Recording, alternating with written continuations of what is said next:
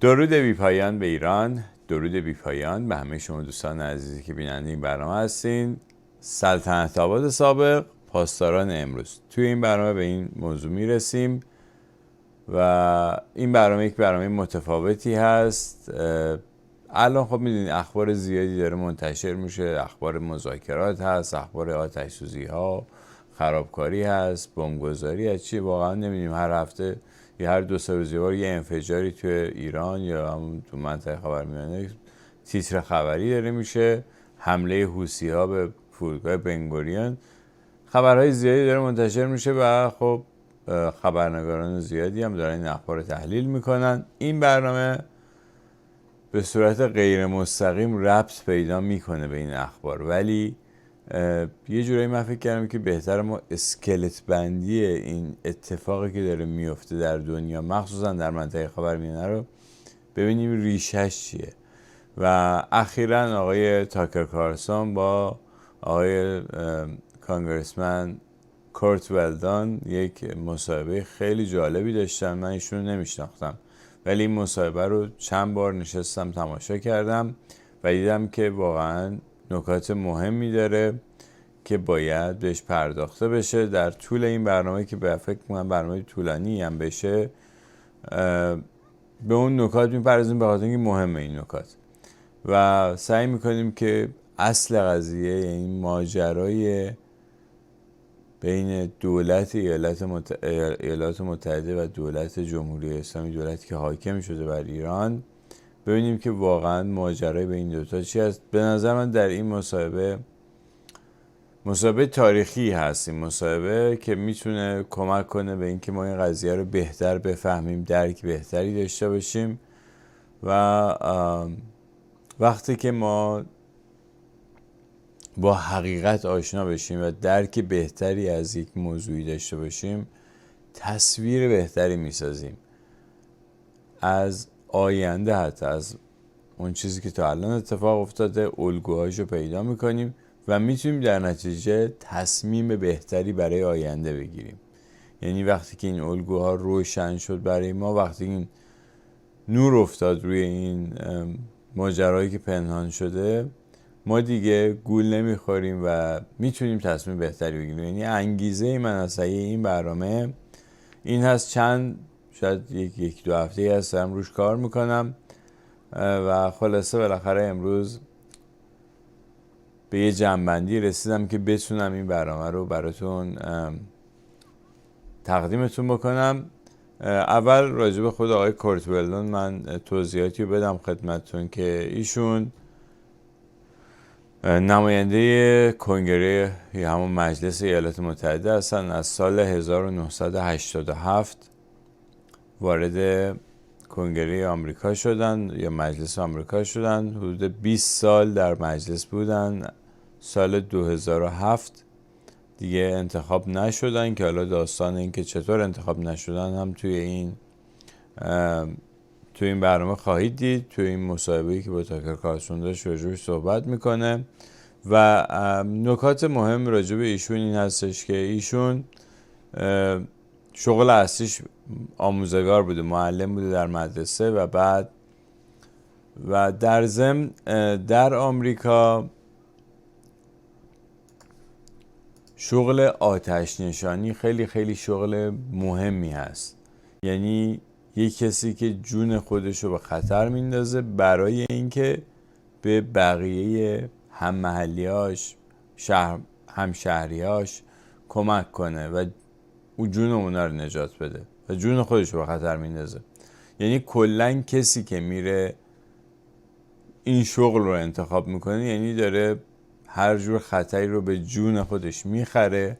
حقوقش مهم نیست، مهم اون آتیشی که تو دل این آدم روشن میشه که بره مثلا آتش نشان بشه. در ایران هم همینطور، همه جای دنیا شغل آتش نشانی خیلی مهمه و چون خیلی مهم و دقیق هست این کار، برای همین خیلی انضباط داره. یعنی دقیقاً مثل ارتش هست. شاید میتونم بهتون بگم که مقرراتش حداقل در آمریکا سختگیرانه تر از ارتش آمریکا است و برای همین هر کسی نمیره اصلا دنبال این کار. حقوقش اونقدر چشمگیر نیستش که کسی به خاطر حقوقش بخواد بره این کار بکنه. یه شغل میتونم بگم به لحاظ روحی روانی معنوی خیلی خیلی شغل خاصی هست. حالا یه عده‌ای هستن در آمریکا که به صورت داوطلبانه میرن این کار انجام میدن، یعنی حتی همون حقوق هم نمیگیرن، فقط میرن اونجا اسم نویسی میکنن که مثلا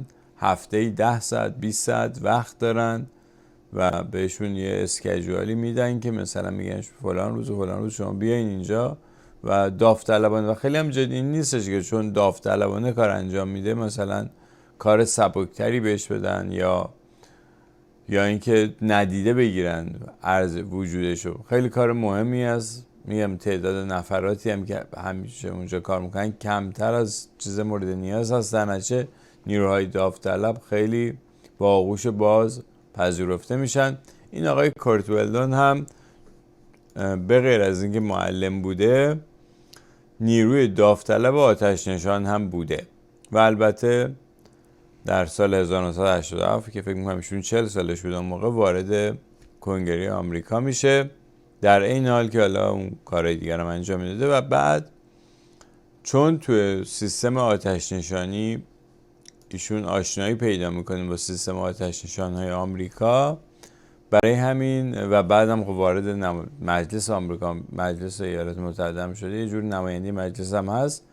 به نوعی آتش نشان‌ها که خب مثل ارتشی‌ها اونا خودشون مستقیم وارد سیاست نمیشن هیچ وقت، ممکنه ارتشی بازنشسته بیاد توی سیاست ولی تا زمانی که لباس ارتش تنشه نمیتونه وارد سیاست بشه.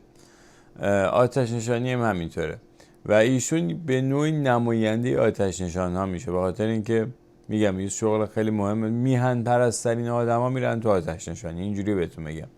وطن دوستترین، انسان دوستترین آدم ها میرن تو آتش نشانی و ایشون هم خلاصه به صورت داوطلبانه کار آتش نشانی انجام میداده که خیلی کار با ارزشی است و به این دلیل با آتش نشان ها رابطه پیدا میکنه بود در سطح بالا با اون به اصطلاح فرمانده های آتش نشانی شهرهای مهم مثل شهر نیویورک رابطه پیدا میکنه و در ضمن سال 1993 یک بمبگذاری میشه در همین ساختمان های ورلد ترید سنتر یا هم دو ساختمانی که بعداً هواپیما بهش خورد. سال 1993 یعنی حدوداً 8-9 سال قبل از اون حمله یه بمبگذاری میشه، یه حمله دیگه میشه که به صورت بمبگذاری بوده و آتش نشان‌های اونجا هم خب به هر حال میرن اون حمله رو خنثی میکنن، آتش سوزی میشه اونجا، خاموشش میکنن و آقای کورت ولدون هم با اون رئیس رؤسای آتش نشانی نیویورک آشنا میشه و اونجا متوجه میشه که بله این خب از اول هم گفتن که حمله تروریستی بوده، یعنی یک انفجار معمولی نبوده، مثلا مخزن گازوئیل منفجر نشده، نه بمبگذاری شده اونجا و این ربط پیدا میکنه به سیستم های امنیتی ایالات متحده که باید جلوی همچین کاری رو بگیرن. یعنی قبل از اینکه بخواد یه بمبگذاری یه جایی بشه باید بتونن بفهمن و اجازه جلوگیری کنن ازش و اونجا متوجه میشن که یه اشکالی در سیستم امنیتی وجود داره و اون اینه که سیستم های امنیتی اطلاعاتشون به هم دیگه نمیدن و این باعث میشه که آخر سر تقصیر رو یه جورایی میندازن گردن هم دیگه یا اینکه هیچکس تقصیر رو قبول نمیکنه و خلاصه از اون به بعد خود آتش نشان ها به این نتیجه میرسن که باید یه همچین کاری بکنن. حالا دیگه بیشتر از این وقتتون نمیگیرم، میریم به سراغ مصاحبه و اون بخشایی که از این مصاحبه من انتخاب کردم، زیرنویس فارسی هم کردم که دیگه همه هموطنان متوجه بشن که راجع به چی داریم صحبت میکنیم. در بعضی از کلیپ ها از اشخاصی نام برده میشه که من سعی کردم عکسای اونا رو هم یه جوری یعنی عکساشون خب تو این اصل اینترنت پیدا کردم و گذاشتم روی این ویدیوها و بهتون میگم که دلیل اینکه اهمیتش در چی است.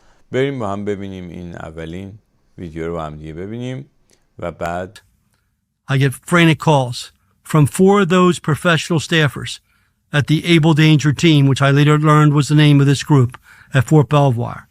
We have to see you right away, Mr. Chairman. Scott Philpott, Annapolis grad, Navy career officer, commander of 4 ships, pleading with me to meet. Tony Schaefer, Lieutenant Colonel, Bronze Star recipient, spy for the military. Eileen Pricer, Air Force career intelligence officer, expert on computers, and Eric Kleinsmith. I met with each of them privately. They all told me the same story, and they rolled out the charts that I just showed you. Those charts I will make public now because they're not classified. I showed them when I testified before the Senate hearing. We identified every cell of Al-Qaeda in the world the year before 9/11. We identified the New York cell a year before 9/11. We knew there was going to be a problem. The Able Danger team tried to go to the FBI and Justice Department 3 times. We have the names. All 3 times they were stopped. We have the names of the person in the FBI that was told to deny the meetings. They were not allowed to transfer the information. That information, when I came out with my book, Louis Freeh, former FBI director, wrote in an op-ed in the Wall Street Journal and said on Good Morning America, could have prevented 9/11 from happening. That's not me saying that. That's Louis Freeh. خیلی اهمیت داشت این حرفا. ببینید این داستان القاعده چیزی نبود که بعد از 11 سپتامبر شکل بگیره. القاعده قبلش هم یه بمبگذاری فکر کنم در کنگو بود، در یکی این کشورهای آفریقایی سفارت آمریکا رو منفجر کردن، تعداد زیادی هم کشته شدن در اون انفجار و اونجا اولین باری بود که ما با اسامه بن لادن آشنا شدیم و بله یه گروهی هست به نام القاعده که در افغانستانه و اونها گذاری در آفریقا رو دادن و اونجا یعنی اونا مسئولیت قبول کردن و خلاصه اینجوری یه چیزی به اسم القاعده پیدا شد. خب در نتیجه سیستم عریض و طویل امنیتی آمریکا و ارتش بزرگ آمریکا هم چون نهادهای مختلف مثلا نیرو هوایی بالاخره اطلاعات خودشو داره، یعنی مثلا نهاد امنیتی خودشو داره، نیرو دریایی زمینی اینا همشون جداگانه دارن نیروی امنیتی و اطلاعات ارتش هست و در نهایت یه نام CIA هست، یکی هم FBI هست و چندین نهاد امنیتی مختلف هست که دارن این کار رو انجام میده، کارهای به اصطلاح جمع‌آوری اطلاعات و حفاظت از اطلاعات و اینا رو انجام میدن.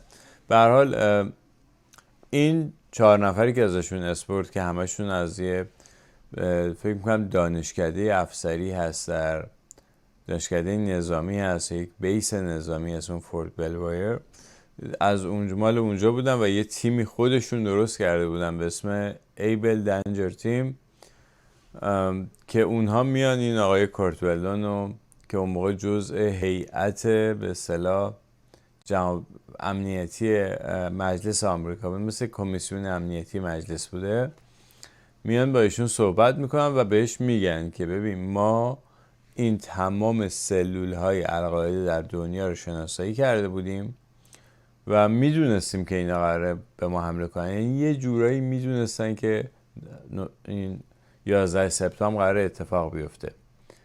بعد از اینکه اتفاق میفته اینا میان بهش میگن که ما اینا رو میدونستیم و چندین جلسه سعی کردیم با مامورای FBI و CIA قرار بذاریم که این اطلاعات رو بهشون بدیم، ولی قرار جلسات ما رو به هم زدن. اون که گفتش که من اسمشون رو دارم، یعنی که اون آدم اینا از خودشون در نمیارن، اون کسی که این جلسه رو به هم زده اسمشو دارن، که کسانی که این جلسات رو به هم زدن اسمشو دارن و این به نظر من خیلی مهم هست. و حالا داستان تازه میتونم بهتون بگم که این شروع ماجراست، شروع ماجرایی که خب چه اتفاقی داره میفته در سیستم امنیتی آمریکا. چرا باید بذارن که همچین اتفاقی مثل یه همچین حمله تروریستی بشه به آمریکا که این همه آدم 3000 نفر آدم کشته بشن اونجا، به غیر از صدمات دیگه‌ای که اونجا میخوره به مردم، به شهروندان نیویورک، میلیون ها شهروند داره نیویورک. به هر حال اینا رو بذاریم کنار و اینجا مسئله این میشه که خیلی خب پس اگه ما میدونستیم چرا جلوشو نگرفتیم. ویدیوی بعدی رو با هم ببینیم. I would get information from Bill Gertz, a reporter that you know, Yes. coming to me with anonymous sources leaking to him Yes. about intel matters. And I would then go to the CIA and say, why am I getting this information from a reporter that I know you're leaking from classified sources that I'm not getting as a member of Congress who's the vice chairman of the Defense Committee? Are you playing games with me? I would get better information from Bill Gertz. خب اینجا هم ایشون به خاطر عضویتی که توی اون کمیسیون خاص و مخصوص مجلس داشته باید این اطلاعات رو میگرفته، میره به CIA میگه که ببین من این اطلاعات رو دارم از خبرنگارا اطلاعات میگم، شما من اطلاعات نمیدین و من میدونم که شما دارین اطلاعات رو درز میدین به بیرون، برای همینه که یه خبرنگار این اطلاعات رو داره. چرا به من نمیدین اطلاعات رو؟ چرا من بعد از این خبرنگار بگیرم؟ پس شما دارین بازی میکنین ماما. و اینها، یعنی من دلیل اینکه این تیکار رو انتخاب کردم برای اینکه بدونید این مسائل واقعی هست و ایشون که از خودش در نمیاره. ایشون یک نماینده 20 سال نماینده مجلس ایالات متحده بوده و جزء کمیسیون های امنیتی بوده توی مجلس و خیلی در این زمینه تحقیق کرده. به هر حال اینم در نظر داشته باشین که یه سیستمی حاکمه که حالا اینو بعد در ادامه برنامه بیشتر راجع صحبت میکنم. یک سیستمی حاکمه که اون میره به طرف اینکه سیاستمداران، نماینده ها، سناتورها اینا رو کنترل بکنن، ولی همه زیر بار نمیرن. بعضی از آدمایی که وجدان بیدارتری دارن زیر بار نمیرن، قبول نمیکنن و این آقای کورت ولدان هم یکی از همون آدما بوده که خیلی جدی دنبال قضیه رو میگیره، خب ولی باش بازی میکنن دیگه، یعنی چون تمام سیستم اون طرفیه. میتونه سیستم که میگم آدمای قدرتمند، آدمایی که در موقعیت‌های مدیریتی قرار دارن، قدرت دارن، بهشون قدرت داده شده، اونها اکثرا خریداری شدن از طرف این سیستم، به نوعی وابسته هستن به این سیستم و در اون موقعیت قرار گرفتن. خب مزایایی هم داره بودن در اون موقعیت، در اون صندلی قدرت، و یه سری قوانین نانوشته داره که بعد اجرا بکنن و اگه اجرا نکنن اون صندلی رو از دست میدن. برای همین مثلا ازشون میخوان که با این آقا بازی بکنن که بازی کردن و الان داره بیان میکنه این مسائل رو، داره میگه که داره داستانشو میگه. حالا بریم ویدیوی بعدی رو با هم ببینیم تا بهتر با این سیستم آشنا شیم. Are you playing games with me? And they wouldn't answer that. And that's what they do. They play games by manipulating the media to put out a narrative. And then we have to deal with that narrative. Are you playing games with me? And they wouldn't answer that. And that's what they... خب پس یعنی این بازی با آدمایی مثل کورت ولدان این چیز واقعی هستش که بله اینا هم با سیاستمداران که یه خورده وجدان بیدارتری دارن، میخوان دنبال واقعیت برن بازی میکنن، هم با رسانه ها بازی میکنن. یه اطلاعاتی میدن به یه خبرنگار دیگه، یه اطلاعات دیگه میدن به صورت شایعه، یه سری مسائل مطرح میشه، افکار عمومی رو میسنجن ببینن که چقدر چه حرفی در رو داره، چقدر باور میشه، چقدر باور نمیشه و خلاصه بازی میکنن. بریم سراغ ویدیوی بعدی. تعداد ویدیوها زیاد هست، من برای همین توضیح کوتاه‌تری میدم رو هر ویدیویی که برسیم همه ویدیوها رو با هم داشته باشیم، طولانی نشه برنامه زیاد. ویدیوی بعدی رو با هم ببینیم. After this all broke and I came out with my book criticizing the agency and started really going crazy protecting these brave heroes that were being... After this all broke and I came out with my book criticizing the agency and started really going crazy protecting these brave heroes that were being abused by Defense Intelligence, the Inspector General for the Pentagon files a whistleblower paper. I have a copy of it. I'll give it to you. His name is John Crane. He asked for protection because his boss is in DIA. Refused to allow him to become a whistleblower when he told them that he was told to lie to the Congress. He was told to misinform the Congress. I have that in writing, Tucker. The 9/11 Commission is a cover-up. 1,000% cover-up. Zelikow was the lead of the cover-up. Philip Zelikow was the Philip chairman. Zelikow. He was handpicked by Condoleezza Rice. After this all broke. خب ببینید باز دو مرتبه یه آدم میان پرسته دیگه توه، یا بگم یه آدم با وجدان دیگه توی پنتاگون متوجه این مسئله میشه و میاد اعلام میکنه، میگه بابا اینجا شما درست تحقیق نکردین و بهشون میگن، به اینجور آدما میگن سود زن یا ویسل بلوور. کسایی که میان سود میزنن یا مثلا افشاگری میکنن و بهشون میگن ویسل بلوور یا سود زن. به هر حال این ویسل بلوور که عکسش هم گذاشتم اونجا، اسمشو گفت، عکسش هم من گذاشتم، که ایشون ازش میخوان که بره شهادت دروغ بده توی کنگره آمریکا و بعد میاد که افشاگری کنه. یه جوری میتونم بهتون بگم که اخراجش میکنن از پنتاگون به خاطر همین کار. یعنی اینی که میگم شما به محض اینکه با این سیستم راه نیای، شغلت از دست میدی، زندگیت از دست میدی. حالا مثلا توی آمریکا شما داری یه جایی مثلا مثل پنتاگون ای کار میکنی، یعنی مثلا توی اون سطح بالا، یعنی حقوق سالی 140-150 هزار دلار حقوقته و با این حقوق رفتی یه خونه خریدی، یه ماشین خریدی، پول دانشگاه بچه رو داری میدی، مجبوری، احتیاج داری به این ماهی 10-15 هزار دلاری که میاد دستت و اگه نیاد همه چی میره رو هوا. بیمت کنسل میشه، نمیدونم خونت ممکنه از دست بدی، ماشینت از دست میدی، همسرت از دست میدی، زندگیت به هم میریزه. کار آسونی نیست وایسادن جلوی این سیستم و آدمایی که این کارو میکنن واقعا آدمای شجاع و ارزشمندی هستن، کسانی که زیر بار نمیرن و میایستن در برابر این سیستم. ویدیوی بعدی رو با هم ببینیم که راجع به تونی شیفر هست. اینا همه سند هست، اینا هم ببینیم با هم. When Tony Shaffer met Zelikow over in Afghanistan, because Zelikow took a team through to see if there were soldiers who had maybe encountered some information about 9/11 in advance. Tony Shaffer had been back deployed in Afghanistan at the time. So he told his commanding officer I should talk to them because I was a part of a special team. He met with Zelikow.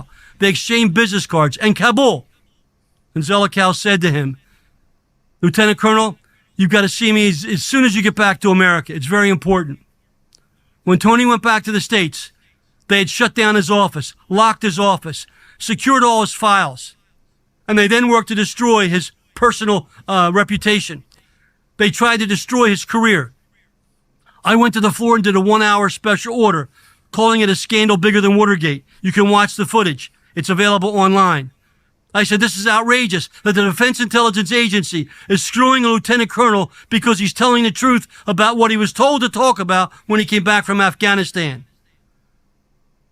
Tony Shaffer then went to work in the reserves because he had been basically harassed by the regular army because of what Zelikow did. When Tony Shaffer...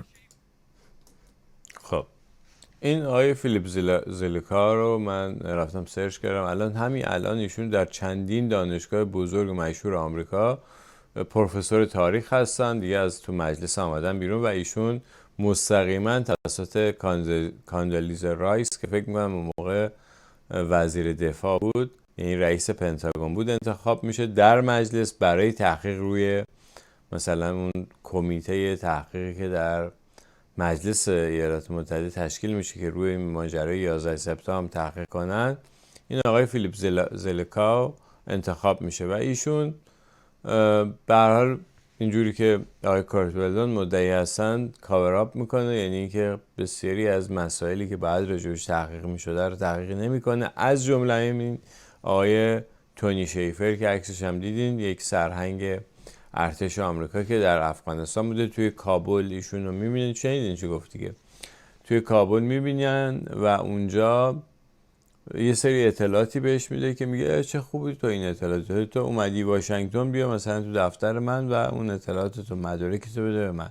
ولی به محض اینکه تونی شیفر وارد آمریکا میشه دستگیر میشه، دفترشو میبندن، تمام مدارکی که دفترش بوده رو ضبط میکنن و بعدم شروع میکنن حمله شخصی کردن بهش و تصویر اینو در رسانه‌ها خراب میکنن. در حقیقت ترور شخصیتش میکنن برای اینکه بی‌اعتبارش بکنن. ببینید الگوها آشناس براتون، چون ما در ایران و در اصلا محیط فضای سیاسی داخل و خارج ایران هم میبینیم هم چیزی، چه در اپوزیسیون چه در داخل ایران. دقیقاً الگوها یکیه، ترور شخصیت، بی‌اعتبار کردن آدما برای اینکه حرفشون رو دیگه کسی باور نکنه. لیبلایی که میزنن، لیبلای مختلفی که میزنن به آدما، برچسبایی که میزنن برای اینکه فقط بی‌اعتبارشون کنن، برای اینکه کسی دیگه به حرف اینا گوش نده. به هر حال این آقای تونی شیفر که سرهنگ اطلاعات ارتش بوده رو میذارن کنار، به عنوان نیروی رزرو نگهش میدارن در واشنگتن، دیگه به افغانستان هم نمیفرستنش و این میشه که ایشون رو به نوعی ساکتش میکنن و ایشون هم بعد از این مدت فکر میکنم که از ارتش اصلا کلا اومد بیرون و الان کار حقوقی انجام میده. فکر تا اونجایی که من تو گوگل و اینا نگاه کردم، تحقیق کردم، این بود. به هر حال اینم باز 2 مرتبه یه سند دیگه. ببینید اینا داره در ایالات متحده آمریکا، مهد دموکراسی، این اتفاقات داره میفته و حالا چرا دارن 11 سپتامبر رو انقدر قایم میکنن؟ مگه چی شده اینجا؟ چه اتفاقی افتاده که در ادامه بیشتر بهش پرداخته میشه و متوجه میشید از یه سری حقایق وحشتناک. ادامه. The point is that the agency plays games with Congress. The Congress thinks it's getting good information, and it's not. Yes. The agency wants members fighting with each other over stupid things so they can do what they want. And it's not all. There are good people in the agency Yes. that I worked with and I would go to war over. But there are some scumbags. I know those scumbags. At the appropriate time, I'll name those scumbags who have made millions and millions of dollars. The point is... خب دوستانی که دارن فایل صوتی رو گوش میدن حتما ویدیو رو ببینن، چون زیرنویس شده. این قسمت هایی که آقای کورت ولدون صحبت میکنه زیرنویس شده، کمک میکنه به درک بهتر ماجرا. به هر حال ایشون اشاره میکنه به یه سری آدم پست که با عنوان اسکامبگ ازشون استفاده میکنه. یه اصطلاح بیشتر آمریکایی استفاده میکنن در زبان انگلیسی که آدمای پست و آشغال بهشون میگن اسکامبگ. و اینجا هم تو اون زیرنویسان میبینی که میخوام بگم واژه رو که دیدین منظورش همون آدمایی هستن که دارن خیانت میکنن و اینا دارن میلیون ها دلار پول در میارن بابت این خیانت که میکنن، بابت این پنهانکاری که میکنن داخل آمریکا، توی سرویس های امنیتی، توی سرویس های، توی قسمت های سیاسی. اینا دارن این کاوراپا رو انجام میدن، بعدا هم میشن استاد تاریخ در فلان دانشگاه و یه شغل خوب با یه پرستیژ خوب و یه حقوق خوب هم بهشون میدن. بعد از اینکه کارشون از اینجا تموم شد، کارشون به نحو حسن انجام دادن، آخر عاقبت به خیر میشن با قولی. و اونایی هم که نمی کنن دیگه وارد یک میگن از این قطارهای وحشت هست که بالا پایین میره، وارد یه رول کوستر میشن. واقعا زندگیشون دچار مخاطرات زیادی میشه. برای همین بقیه آدمایی که دارن این قضیه رو میبینن، اون همکارای دیگه میترسن. اصلا دلیلی که بلایی که سر اونا میارن برای اینکه بقیه درس عبرت بشه، وارد این راه نشن و با سیستم را بیان دیگه. اگه چیزی بهشون میگن نه انجام بدن و خلاصه افشاگری از این کارام نکنن که خیلی سرنوشت سیاهی در انتظارشون خواهد بود که در ادامه با هم میبینیم. این میگم فقط داره تو آمریکا، این دیگه جمهوری اسلامی هم نیست، اینجا تو آمریکا این اتفاقات افتاده. حدس هم نیستش که میتونه بیفته یا شاید بیفته، اینا نه، این اتفاقات افتاده. ادامه میدیم با هم راجب این که این آشغال ها چقدر هم پول در میارن از این کارشون. At the appropriate time, I'll name those scumbags who have made millions and millions of dollars and are making millions and millions of dollars today. They're making it in Ukraine. They're making it around the world because of context they established. And all that ties back to their positions that they got, supposedly working intelligence for the U.S. That's not what this country's all about. خب بله، مخصوصا کسایی که در سرویس های امنیتی هستن پول معنویت بیشتری به دست میارن از این کارهایی که میکنن، بخاطر اینکه اون اطلاعات خیلی اطلاعات مهمی هست، اطلاعاتی که پنهانکاری میشه، به دست مردم نمیرسه، مهر محرمانه روش زده میشه و به نوعی از دید عموم پنهان میشه. برای چی؟ برای شکل دادن افکار عمومی به اون شکلی که اون سیستم بزرگ میخواد، که همون چیزی که الان بهش میگن دیپ استیت. و الان داره هر روز مدارک بیشتری منتشر میشه راجع به اینکه اینا واقعی است. قبلا وقتی راجع بهش صحبت میشد خیلی راحت یه برچسب تئوری توطئه میزدن بهش و کسانی هم که راجع به این موضوع صحبت میکردن میگفتن اینا متوهمن. الان دیگه اونجوری نیست. الان آدمای بیشتری دارن صحبت میکنن، آدمای معتبرتری دارن راجبش صحبت میکنن، آدمایی که دیگه اعتبارشون نمیشه به راحتی زیر سوال بود. کسی که 20 سال نماینده مجلس بوده و توی کمیسیون های مهم امنیتی ایالات متحده، مجلس ایالات متحده بوده رو نمیشه بهش گفتش که این مثلا متوهم دیوونه است، مخش پاره سنگ برداشته. نمیشه از این چیزا گفت به این راحتی. میگن البته راجع به اینا از این حرفا میزنن، ولی وقتی چند نفر شدن، تعدادشون بیشتر شد، موقع متوجه میشن مردم که نه، واقعا یه چیزی هست. و در ضمن الان چون دوره ریاست جمهوری ترامپ هست و اصلا این رئیس جمهور در آمریکا یک کار تاریخی داره میکنه و داره با این سیستم میجنگه، با همین دیپ استیت که این سیستم قدیمی است. قبلا راجبش برنامه‌های زیادی داشتم صحبت کردیم، توضیح دادم که اصلا ریشه تاریخیش کجاست و چی هست و اینا. نمیخوام دیگه برم تو اون قسمت ها، فقط میخوام بگم که الان این جنگ به جاهای حساسی رسیده. ویدیوی بعدی قسمت خیلی مهمی هست از صحبت‌های آقای کورت ولدون که اشاره میکنه به بن لادن. اینم با هم ببینیم. My intel team, those 20 people that were feeding me raw data, give me data within months after 9/11 that bin Laden's been sighted in a town called Ladiz. I have no idea where Ladiz is. So I go up Pennsylvania Avenue to a bookstore and buy a map. I just gave you the map here today, Tucker. You can show it. And I found Ladiz. It's not in Afghanistan. It's not in Pakistan. It's in Iran, in an area called Baluchistan.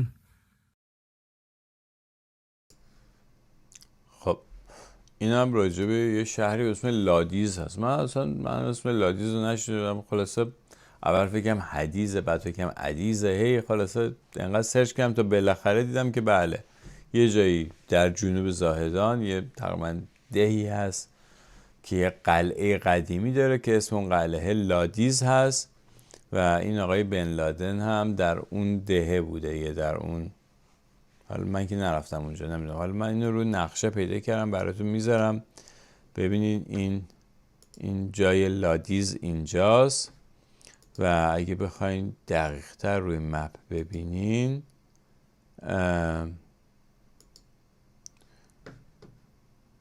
میشه اینجا. ببینید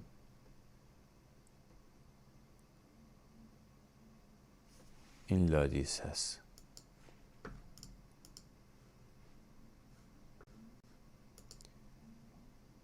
یه بار دیگه از اول ببینیم اینو.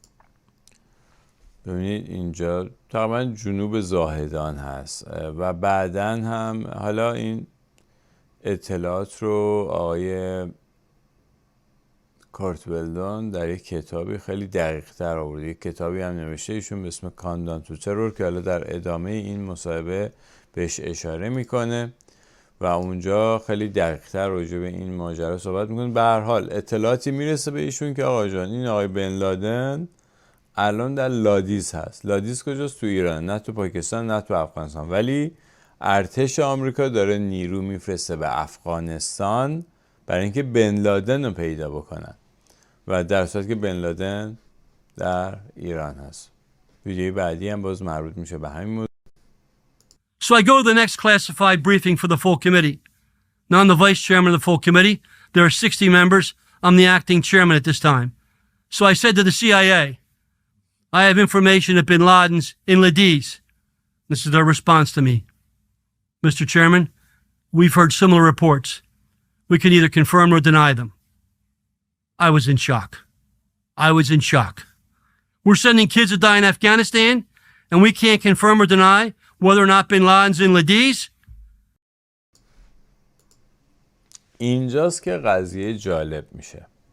برای اینکه میره این اطلاعات رو جلوی بقیه نماینده‌های مجلس میده به اون، خب تو این کمیسیون امنیتی که البته جلساتش محرمانه برگزار میشه و از دید عموم پنهان میشه، اونجا مأمور CIA هم نشسته، مأموران CIA هم نشستن که برن عمل کنن دیگه، برن خب این اطلاعات بیان گزارش کار در حقیقت بدن که خب چی کار کردن.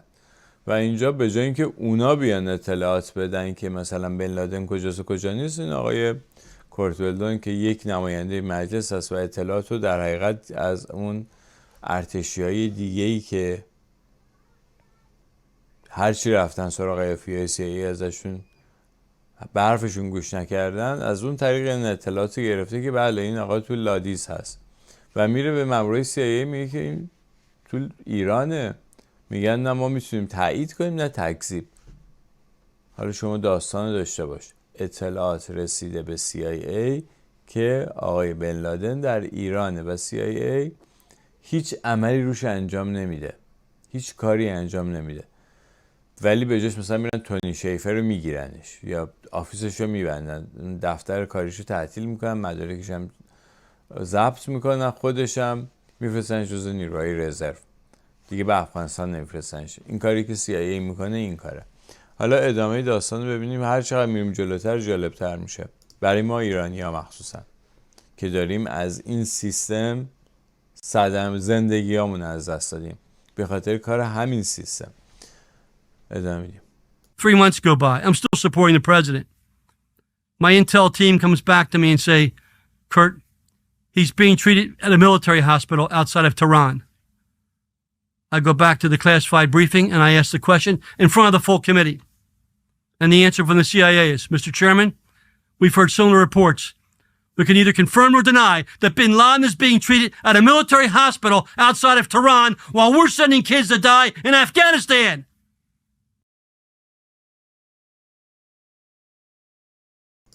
بله، سال 2003 اطلاعاتی میرسه به آقای کورت ولدون که آقای این آقا در تهران هستن، یعنی که لادیز تو بلوچستان هم نیستن، تو تهرانه.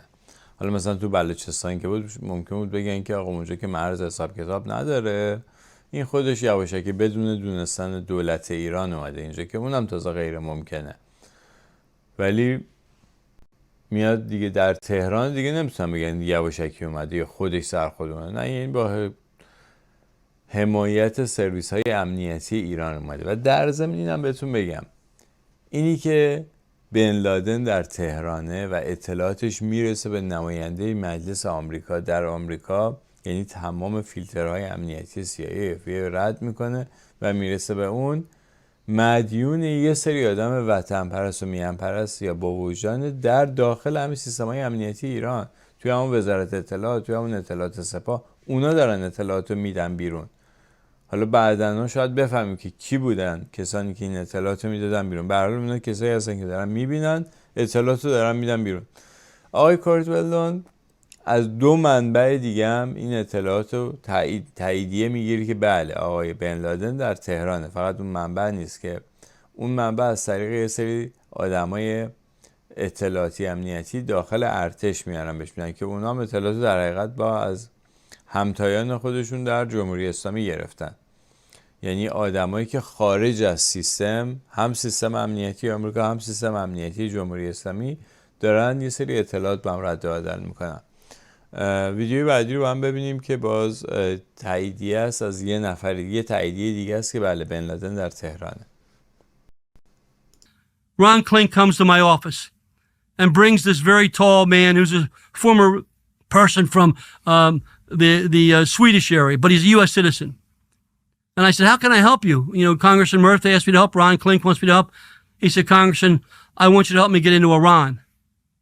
I said, why do you want to go to Iran? He said, that's where bin Laden is. I said, why would you tell me that bin Laden's in Iran? He said, I was a knock for the agency. Do you know what a knock is? Yeah, non-official cover. That's right. He said, I was a knock for the agency, and I worked that area. And my friends are seeing bin Laden in Iran. If you help me get to Tehran, I'll leave my identity there. I'll get a piece of him, dead or alive, and I'll bring it back. At the time, there was a $25 million reward for bin Laden. I said, I can't help you right now because I'm in a battle over this follow-up to 9/11. خب یا آقای سعودی هم میگه یا من مطمئنم که بن لادن تو ایرانه و اینا نان آفیشیال کاور هستن، یعنی اینا مامورای غیر رسمی CIA هستن، غیر رسمی هستن که سوئدی هم هست و خلاصه میگه که آقا من میدونم این بن لادن تو ایرانه و من میخوام برم ایران، تو کمکم کن که من برم ایران. که اینم میگه که من نمیتونم کمکت بکنم، الان خودم وسط اون ماجرای ادامه تحقیقات 11 سپتامبر هستم و خلاصه با ادامه ماجرا. یعنی میخوام میگم این دو منبع سوم هم خیلی جالبه، اینم با هم ببینیم. So I figured they want to talk about birds. I'm on the bird commission. I'll meet with them. So this Interior Department bird expert brings in a U.S. citizen from Maine who's a Sikh, but he's a U.S. citizen, very wealthy family. And he's got 2 falcons on his shoulders, $1 million birds with the blinders on, beautiful, into my office. I said, good boy, they're gorgeous. How can I help you? He said, well, Congressman, I've devoted my life to falcons. He said, I helped write the UN protection treaties on falconry. He said, I trained all the children of the royal families in the sport of falconry. Yes. Because that's their sport.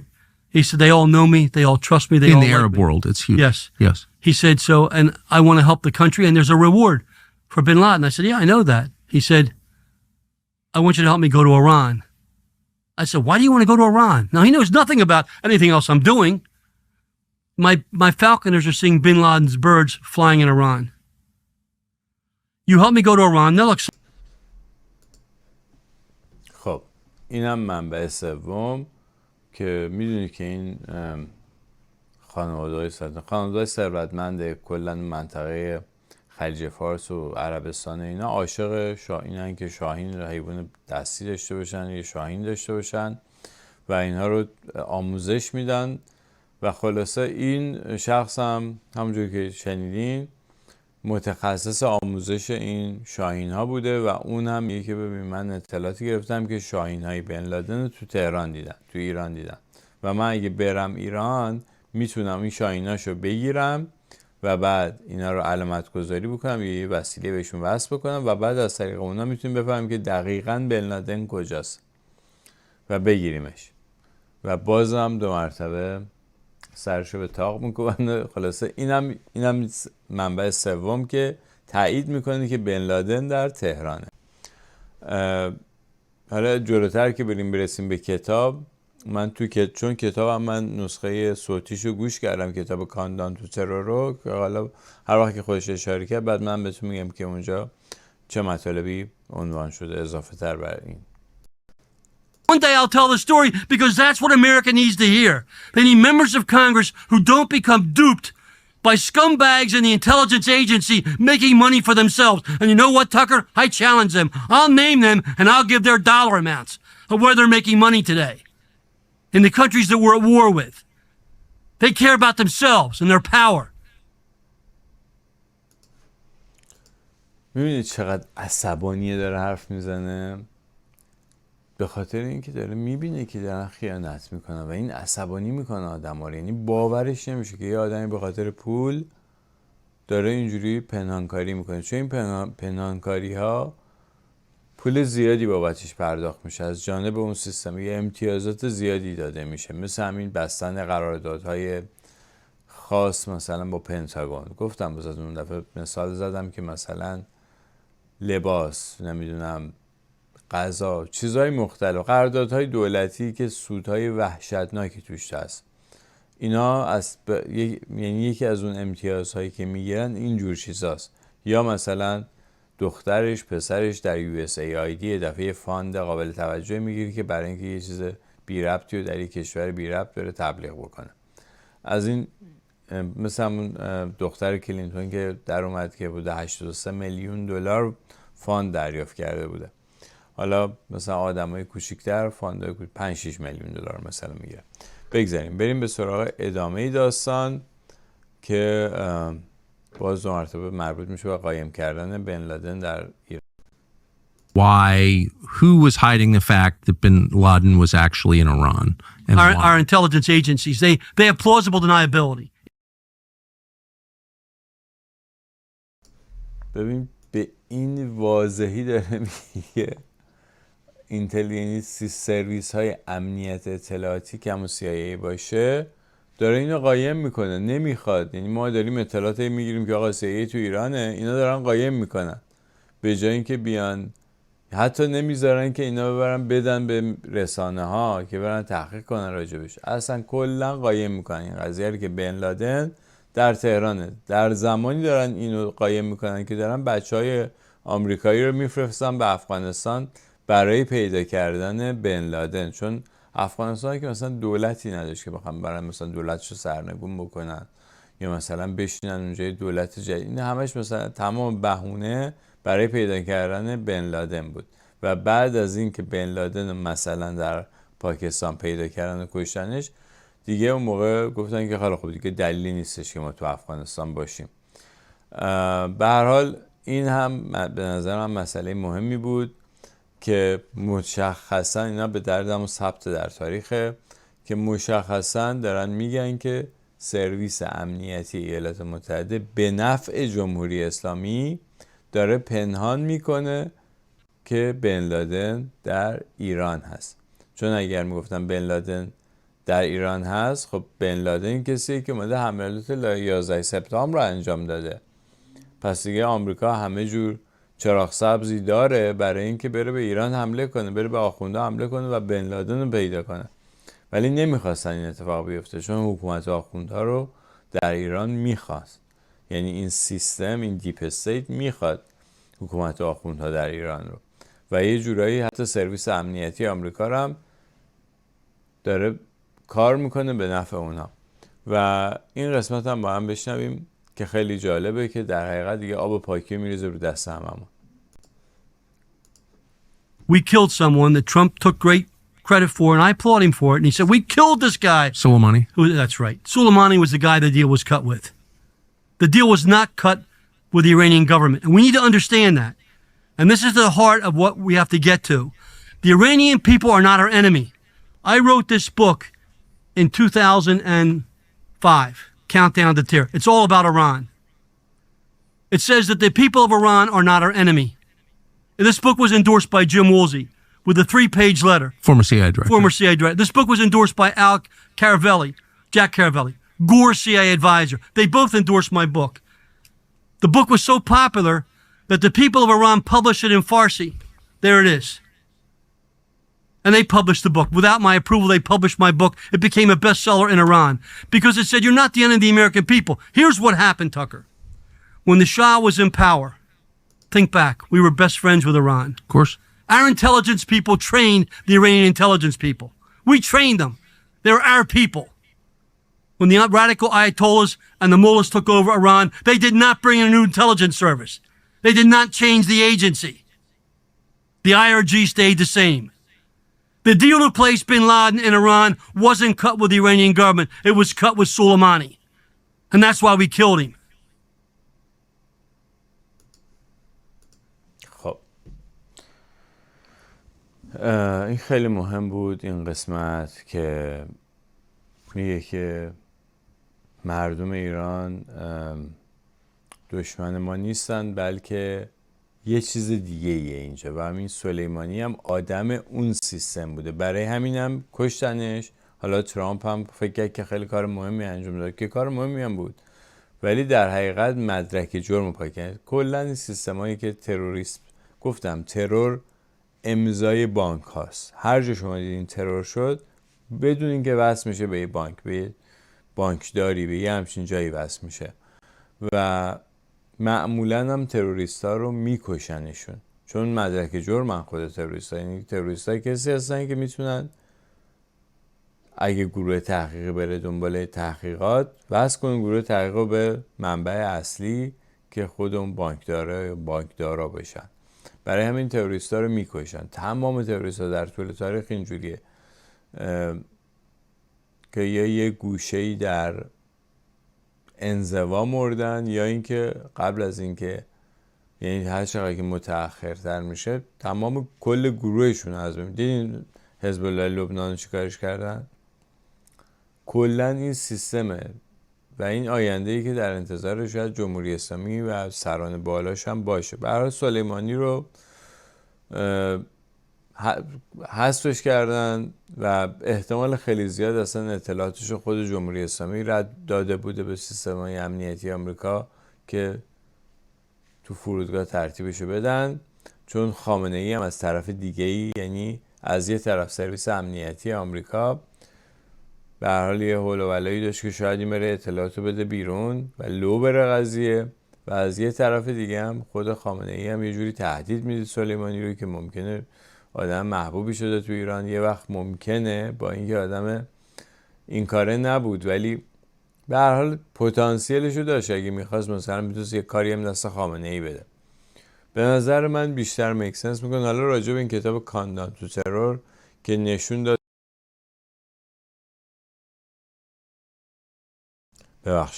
نشون داد که این کتاب رو در ایران هم چاپ کردن. من بعید میدونم که کامل این کتاب ترجمه شده باشه در ایران.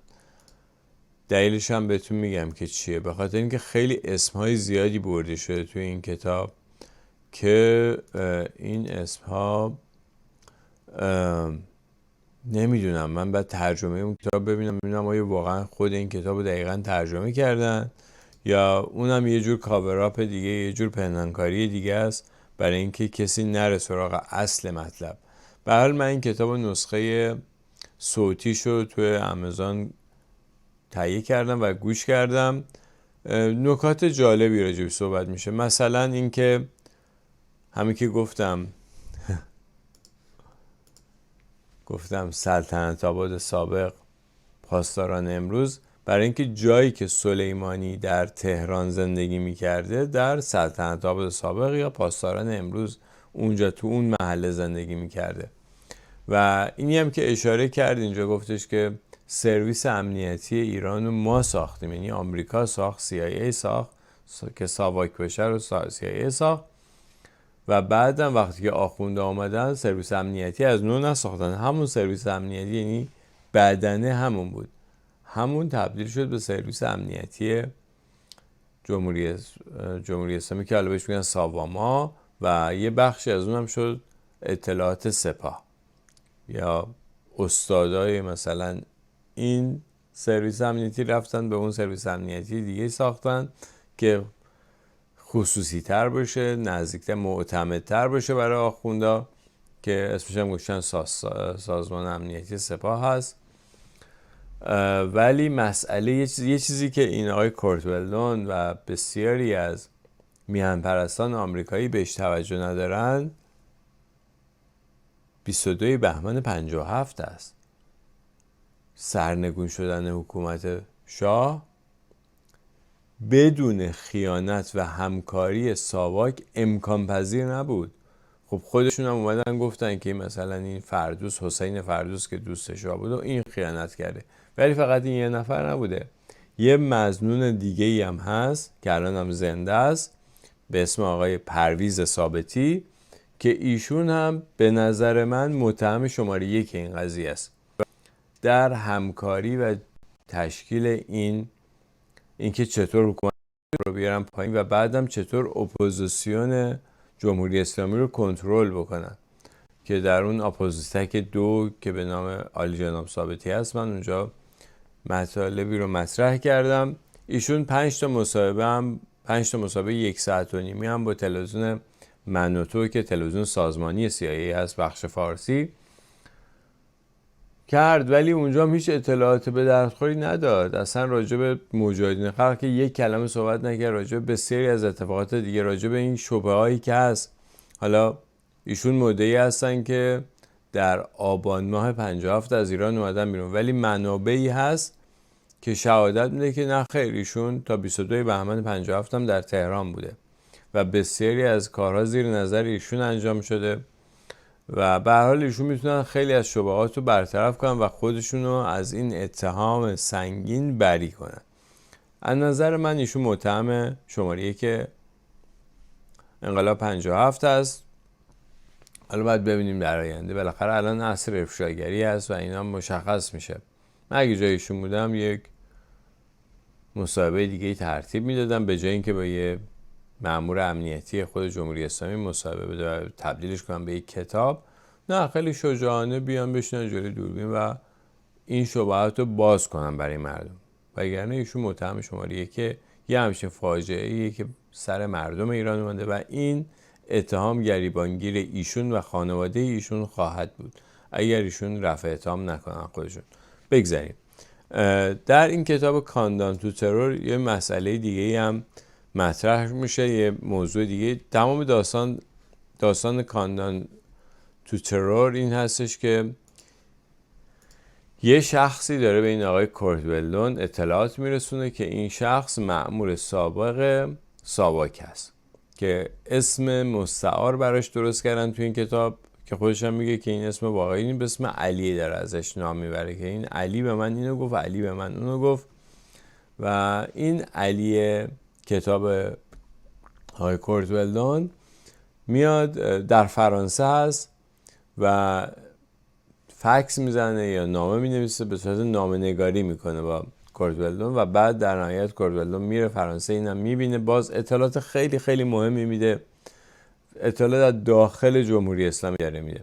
یه گروه 9 نفری درست میشه، تشکیل شده خب به رهبری خود علی خامنه ای و افراد دیگه ای که تو این گروه هستن. محسن رضایی هست، اکبر رفسنجانی هست و علی اکبر ولایتی، اینا همه هستن تو این 9 نفر که اینا تصمیم میگیرن و تمام این برنامه‌ریزی ترورایی که در آمریکا، حملات تروریستی که در آمریکا و اروپا، در اسپانیا، در آلمان، در شهرهای مختلف اروپایی انجام میشه زیر نظر این گروه داره برنامه‌ریزی میشه و خیلی هم، یعنی به نظر من این برنامه داره از CIA میاد به دست این گروه میرسه و در ظاهر امر اینا دارن برنامه ریزی میکنن و یه کسی باز از داخل این گروه و از داخل این شبکه امنیتی حالا یا میکروفون کار گذاشتن یه جوری خلاصه این اطلاعاتو داره میگیره و میرسونه به این علی معروف و علی هم داره میده به کورت ولدون. کورت ولدون میره به CIA میگه، باز دو مرتبه CIA هیچ کاری نمیکنه. یکی از اطلاعات خیلی مهمی که میده راجع به یک برنامه ترور هست، یک برنامه هواپیما دزدی دیگه است که برنامه‌ریزی شده برای سال 2003 که یک هواپیمایی رو از تورنتو بدزدن و بیارن بزنن به یه دونه راکتور اتمی در بوستون. ببینید این بوستون هست و تورنتو هم که میبینین کجاست روی نقشه. قرار بود از فرودگاه تورنتو هواپیما رو بدزدن و ببرن بزنن به این راکتور اتمی به نام سیبروک در بوستون و اونجا صدها هزار نفر آدم کشته می شدن که بعد از این که این آقای کورت ولدون سر صدا میکنه میرن یه گروهی رو در همین تورنتو دستگیر میکنن که الان هیچ اطلاعاتی نیست و تقریبا ازش من به زحمت تونستم این خبر رو پیدا کنم که بله یک تیم همونجوری که تو کتاب کاندان تو ترور میگه یک تیم تقریبا 20 نفره که همشون پاکستانی هستن به غیر از یه دونه هندی و اینها براشون پول وایر میشده که یکی از کسانی که پول وایر میکرده فکر کنم ایرانی بوده و اونجا یه رد پایی باقی میمونه پیدا میشه. و ببینید بر اساس طرز فکر آمریکا، این که میگم افکار عمومی رو باید کنترل کنن، یه مثالی براتون میزنم. جنگ جهانی دوم مردم آمریکا نمیخواد مخالف حضور آمریکا در جنگ جهانی دوم بودن و گفتن آقا این جنگ اروپایی است، بزنین تو سرکله هم دیگه، با ما ربطی نداره. افکار عمومی آمریکا نمیخواست شرکت کنه در جنگ تا پرل هاربر اتفاق افتاد. پرل هاربر که اتفاق افتاد دیگه افکار عمومی نظرش عوض شد، قبول کردن که بله بچه‌هاشون بفرستن به جنگ و برن از آزادی و دموکراسی دنیا دفاع بکنن، در حالی که تا قبل از اون بعضی از کمپانی‌های آمریکایی مستقیما داشتن اصلا به هیتلر کمک میکردن، تبلیغ میکردن. یه گروهایی در آمریکا بودن تبلیغ میکردن برای نازی‌ها در آلمان و ازشون طرفداری میکردن، ولی بعد از اینکه این اتفاق افتاد یه دفعه ورق برگشت و یه جوری دیگه ای شد. به هر حال حمله اتمی به آمریکا یعنی اینکه یه هواپیمایی رو از تورنتو بدزدن ببرن بزنن به یه راکتور اتمی در بوستون که منطقهش پرجمعیتی است. اون منطقه شرق آمریکا، شمال شرق آمریکا بسیار پرجمعیت است، یعنی 200,000 نفر آدم حداقل کشته میشدن و میلیون ها آمریکایی بی خانمان میشدن و در آینده مرگ‌های تدریجی داشتن، با مرگ‌های تدریجی مواجه میشدن و این در افکار عمومی آمریکا توجیه میکنه حمله اتمی آمریکا به مسبب این حمله اتمی که مسببش هم بعد پیدا میکردن اون موقع میگفتن این کار ایرانه و همه برنامه این بوده که برن ایرانو، هنوزم هست، که برن ایرانو در نهایت درگیر یه جنگ اتمی بکنن و ببرن بمباران هسته‌ای بکنن و کلا ایرانو با خاک یکسان بکنن. دیگه هنوزم اصلا تمام این ماجرایی که آخوندا رفتن دنبال شکافتن هسته اتم و داشتن نیروی اتمی، همه این پلن برای این بوده که در نهایت در ایران انفجار اتمی بشه. به هر حال این حمله خنثی میشه بر اساس نوشته‌های این کتاب و لو میره. این کتاب خیلی کتاب مهمی است. این کاندان تو ترور رو اگه تونستین، مخصوصا شمایی که در آمریکا زندگی میکنین، حتما حداقل نسخه صوتیشو، اگه مثل من تنبلین نمیخواین کتاب بخونین، نسخه صوتیشو گوش بدین. کلا 5-6 ساعته، وقت زیادی نمیگیره ازتون. این خیلی اطلاعات خوبی هست توش و میتونین با شکل کلی داستان آشنا بشین و جالبیش اینه که اطلاعات رو باز این آقای کورت ولدون میرسونه به دست CIA و باز CIA هیچ کاری انجام نمیده. یعنی مثلا راجع به این که آقا اینا دارن یک شخص به نام مقتدا صدر رو آموزش میدن، تربیتش میکنن برای اینکه عراق رو بی‌ثبات بکنه و نیروهای آمریکایی رو بکشن و از اون ورم به موازات این یک سری از ژنرال های کارآمد آمریکایی رو از عراق خارج میکنن و یه سری نیروهای ناکارآمد میبرن به جاشون میذارن و یه تیمی هم که مثلا میره اونجا و داشته یه کارایی میکرده، کارهای امنیتی انجام میده، یه دفعه گیر تروریستا میفته و جلوی دوربین هم سرشون رو میبرن برای اینکه بقیه حساب کار دستشون بیاد که آقا جون دستور اینه، بعد بذارین اینا این کاراشون رو بکنن. و دقیقاً هم موقعی که اینا بمبای کنار جاده میذاشتن و بچهای آمریکایی رو اونجا تیکه تیکه میکردن، در زمان جورج بوش که دیگه اینم که دموکرات هم نبود، جمهوری‌خواه جنگ طلب هم مثلا بود، میان چندین دیدار با آخوندها میذارن در عراق که باشون کنار میان، در حقیقت عراق رو میسپارن به دست آخوندها برای اینکه هم اثر روانی در بین افکار عمومی باشه که آقا جان آمریکا ناموفقه، یعنی آمریکا نمیتونه دموکراسی ببره به این کشورها، برای اینکه اینا مثلا بی فرهنگن. یعنی این حملات تروریستی که به نوعی اصلا طرف خود CIA داره رهبری میشه، به نظر من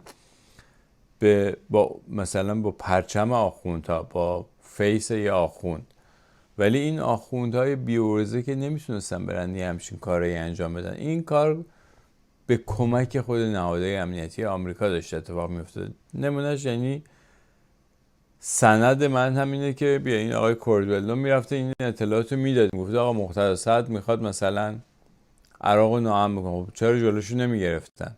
هیچ ترتیب اثری به این اطلاعات نمیدادن و فقط میگفتن که این کیه داره به تو این اطلاعات رو میده. انقدر پاپی میشن تا قطر میگه بله مثلا فلانیه در فرانسه، بلند میشن میرن فرانسه، اول سرویس امنیتی فرانسه رو میفرستن سراغش، بعد پس نمیده خودشون میرن میبیننشو، بازم دنبال این نیستن که ازش اطلاعات بگیرن، میگن این اطلاعات رو داری از کی میگیری؟ یعنی دنبال اون سوراخه هستن، میخوان اونو ببندن، ببینن بفهمن که این منبع این آدم از داخل ایران و جمهوری اسلامی کیه که داره این اطلاعات میده بیرون، جلوی اونو میخوان بگیرن که اونم حالا طبق گفتای این کتاب اون منبع رو هیچ وقت معرفی نمیکنه به CIA چون خودش نیروی امنیتی هستیه.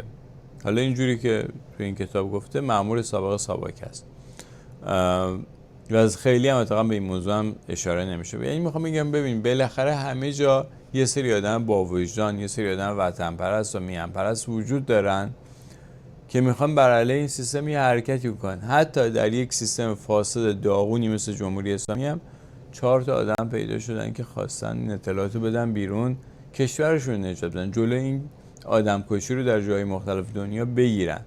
هم در افغانستان هم در عراق تمام برنامه‌ریزی‌ها توسط همین گروه 9 نفره به اصطلاح داره انجام میشه و تمام این اطلاعات داره میرسه به دست CIA که آقا اینا دارن یه همچین کارایی میکنن، یه همچین برنامه‌ای هست. باز دو مرتبه CIA هیچ کاری نمیکنه. بریم ادامه این ماجرا رو ببینیم. The deep state's going to undermine Trump. They don't want him. They will undermine him by removing his ability to understand how they operate. Before he took office, they took out General Mike Flynn. Yep. When they took out Flynn, Trump was like a baby in the woods. And for 4 years, they used the Congress and they used their connections to derail this country. That's the problem that occurred in the first Trump 4 years.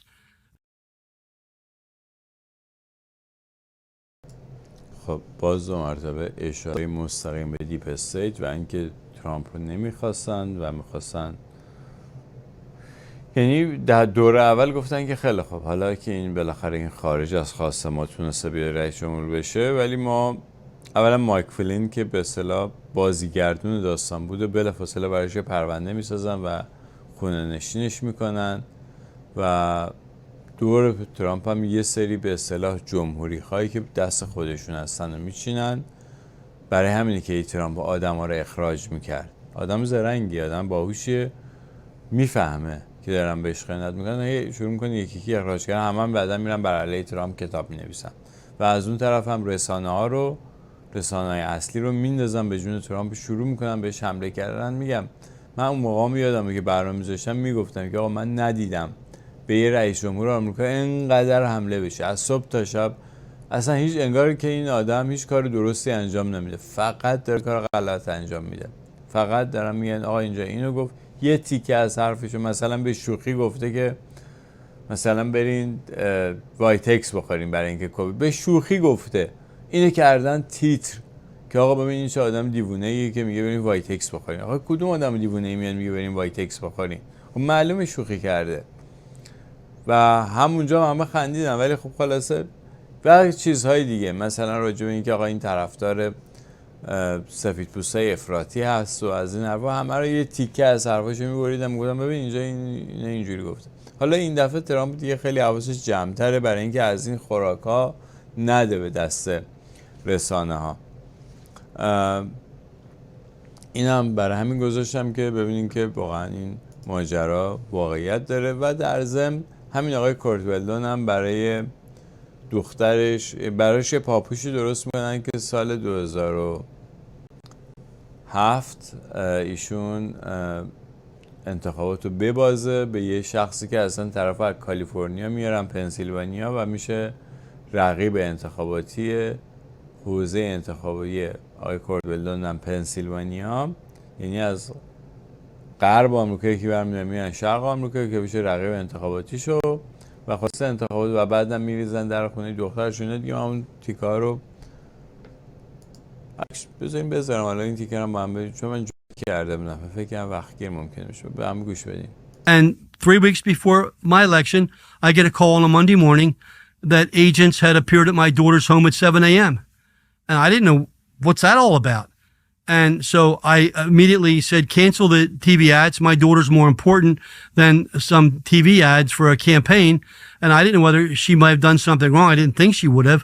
And so we stopped the campaign. But something that I haven't talked about in the past, the same time they raided my daughter's house, they raided a lawyer in my district who's a Democrat who, interestingly enough, they shut down his Philadelphia office. They brought dogs and helicopters and all to downtown Philly, same time. At the time they raided his office, he had been working for FBI counterintelligence against Russia for 2 years that I had arranged 2 years earlier. I had arranged 2 years earlier, under oath. So the counterintel people handling him went to his office and were sitting with him while these agents... خب این دیگه خیلی وارد جزئیات میشه اینجا که در حقیقت یه پاپوش مسخره‌ای درست میکنن برای دخترش و بعد از اینکه ایشون دیگه نمیره در انتخابات و میاد کنار، بعدم 2 مرتبه میارن تمام مدارک از خونه دخترش رو بردن پس میدن و اصلا نمیگن که چی بود، اصلا اتهام چی بود، هیچ چی نبوده، اصلا فقط دوربینای تلویزیونی نشون میدن که با هلیکوپتر اینا رفتن روی خونه دختر ایشون و در چشم مردم اینه که خب این دختر یه کانگرسمنه، پس حتما یه نماینده مجلس حتما یه پرونده فسادی داشته، یه چیزی بوده و این باعث میشه که افکار عمومی ذهنش فکرش عوض بشه راجع به این آدم بلافاصله. یعنی ایشون باید ببازه این انتخاباتو و بعدم بفهمه که آقا جان جلوت از این نیه وگرنه به خانواده‌ات صدمه میزنی. این سیستم اینجوری کار میکنه. داخل آمریکا داره این اتفاق میفته. میدونم برنامه خیلی طولانی شده تا الان، ولی یه حداقل نیم ساعت 45 دقیقه دیگه من با شما خواهم بود برای اینکه مطالب خیلی خیلی مهمی است که اینجا براتون آماده کردم با هم دیگه ببینیم و بشنویم و راجبش صحبت کنیم. It's crazy if you think about it. And by the way, I should say of Sestak, who I always thought was just such a reptile, but he had kind of like the perfect views. He was very liberal socially, but on foreign policy questions, he was just national security state. He's a loser. Perfect national security state. He's an embarrassment, and I'll say it publicly. He's an embarrassment. Oh, I could. And what he did to my family, I'll never forget. So, but that's the Bush Justice Department. Absolutely. That's the Bush FBI. It's the and I wrote a letter to Mueller, which I'll give you. Mueller a copy was of. FBI director then? Yes, I wrote a personal memo to him on LinkedIn, right to his personal self. And I said, Mr. Mueller, I respect you personally for being a Marine, but you're a scumbag for what you did to my family. So did you call over to the White House and say, like, what the hell is going on? I called Karl Rove. He said, get a good lawyer.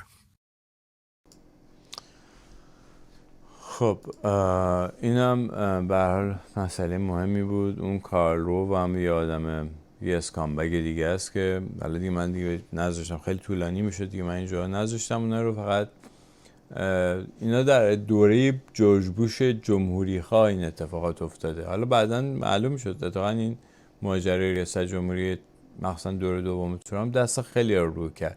ما دیدیم که دیک چینی و لیز چینی و بوش فامیلی و اوباما و کلینتون اینا همه رفتن توی جبهه. یعنی اینجا نقاب‌هاشون برداشته شد، معلوم شد که همشون به کجا تعلق دارن و همه یه طرفن. اینی که یکی دموکرات بود اون یکی جمهوری خواه بود، معلوم شد که نه، همه اینا یه سری وطن فروشن با پرچم‌های مختلف، با ماسک‌های مختلف، با ماسک دموکرات یا جمهوری خواه. و خلاصه متاسفانه من هنوز می‌بینم که یه سری از مخصوصا هموطنانمون همچنان نشستن دارن CNN رو گوش میدن و این CNN شده براشون سند. بابا گوش ندین اینا رو، اینا دارن دروغ میگن به شما. MSNBC و ABC اینا دروغگوان. اینا دلشون برای مردم آمریکا و شما نمیسوزه و نمیخوان به شما واقعیت بگن دیگه. اینو باور کنین دیگه. من نمیدونم چه اتفاقی باید بیفته تا شما این چیزا رو باور کنین و یه خورده منصفانه اخبار رو دنبال بکنیم. بگذاریم بریم به سراغ خبرهای بعدی، یعنی قسمتیک‌های بعدی که من براتون آماده کردم. So that's the end of your political career. Well, it's the end of my public career, but I have a lot of friends. I know, I I got have a lot that. of people that support. Now people want me to talk, and I am talking because Trump's in power. And the only thing they can do is they can kill me. Now, two of my friends were killed, or I think they were killed. One was threatened by a guy that was running to be the head of the CIA. He got a call. And this guy that was in Florida, John Quirk, was career intelligence for the CIA, and he helped me. He gave me all the internal stuff of what they were doing to try to portray me as a Russian spy of all this stupidity. Right. Well, And been there. Right. So,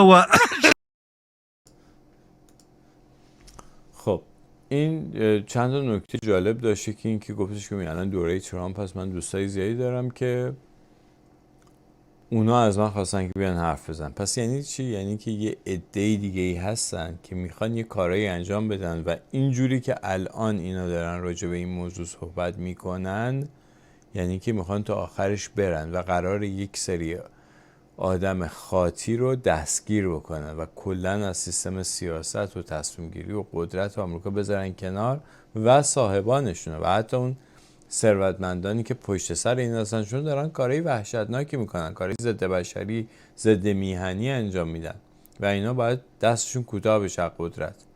حالا یا ثروتشون ازشون گرفته بشه یا بیفتن زندان، نمیدونم، یه جوری خلاصه باید از قدرت کلا برن کنار و دیگه نتونن دست اندازی بکنن توی تعیین سرنوشت میلیون ها انسان در آمریکا و میلیاردها انسان در سراسر دنیا. چون میبینید که این کارهایی که اینجا این اتفاقاتی که اینجا داره میفته اثر میذاره رو بقیه دنیا، مخصوصا یه جایی مثل خاورمیانه که روی منابع انرژی دنیا نشسته. بریم به سراغ خبر بعدی. و پس این یکی این که چون در ادمینستریشن دولت ترامپ هست داره شروع کرده 2 مرتبه حرف زدن و در ضمن 2 تا از دوستاشم فکر میکنه که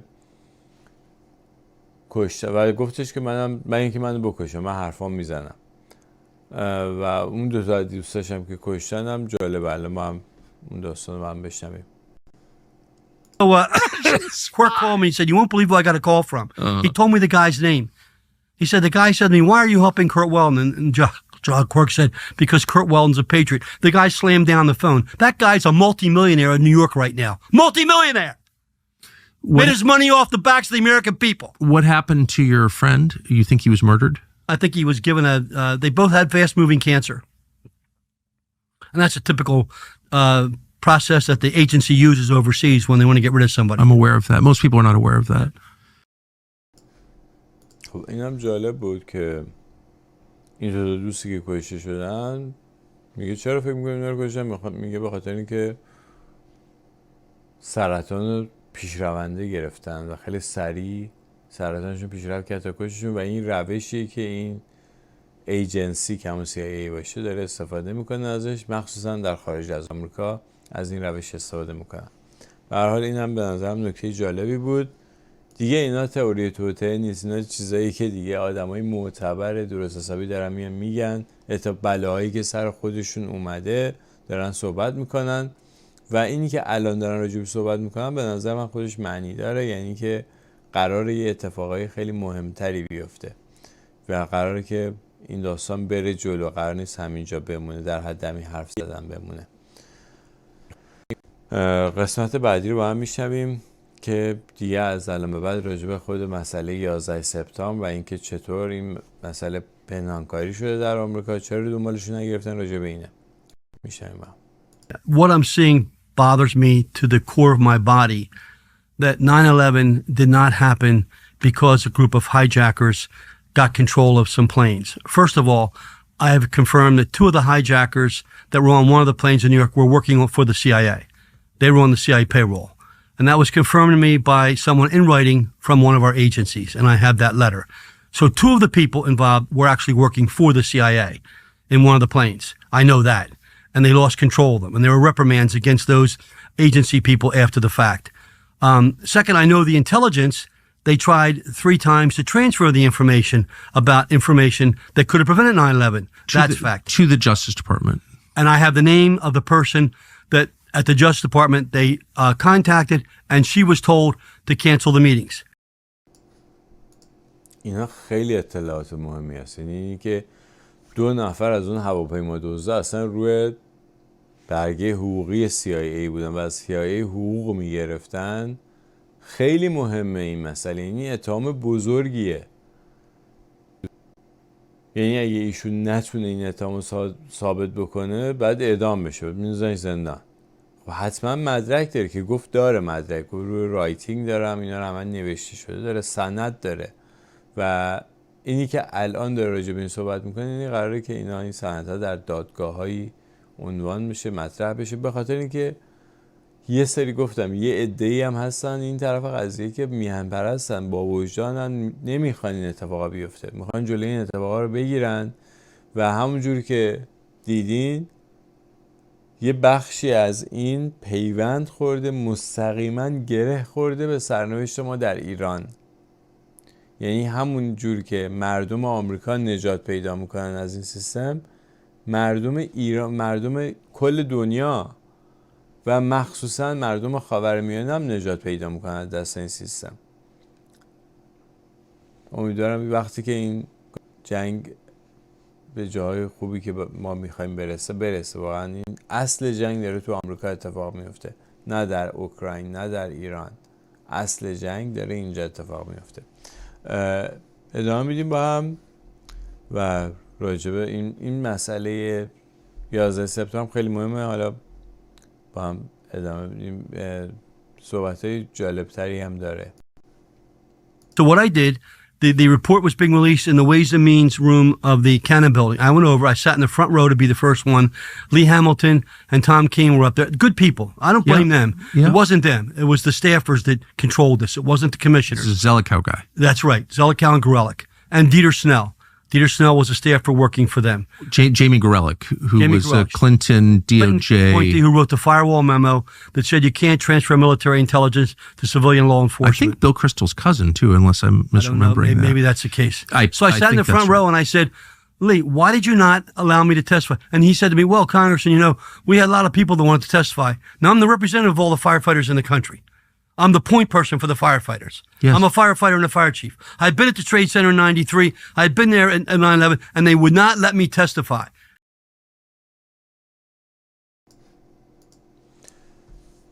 اینم جالبه که اون موقع میخوام بگم که این سیستم چقدر واقعا فاسده که ایشون به عنوان نماینده آتش نشانان در آمریکا توی مجلس، توی کنگره ایالات متحده است و نمیذارن که بره روی اون هیئت تحقیق تو اون جایی که باید برن شهادت بدن حضور داشته باشه و فقط به عنوان شنونده و مستمع بعد اونجا بشینه.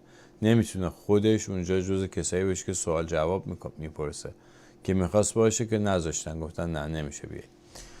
و این هم به نظر من جالب بود برای اینکه بتونه سوالای کلیدی‌تر و مهمتری بپرسه از اون افرادی که اون پایین نشستن که مثلا مامورای امنیتی هستن، که بتونن به این نتیجه برسن، ولی ایشون نذاشتن که بره اونجا.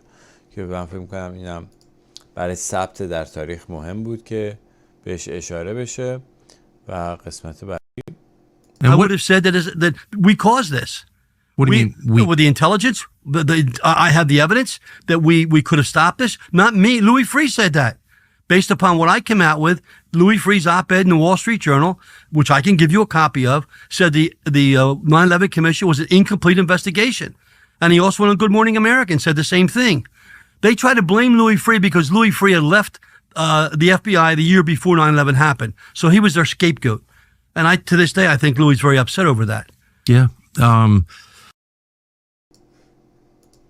خب این آقای لوی فری قبلا تو FBI بوده و شغل مهمی هم داشته در FBI. دقیقا یه سال قبل از 11 سپتامبر از FBI رفته بوده و بعدم میگه که آقا این تحقیقات اصلا تحقیقات کامل نشده راجع به حادثه 11 سپتامبر.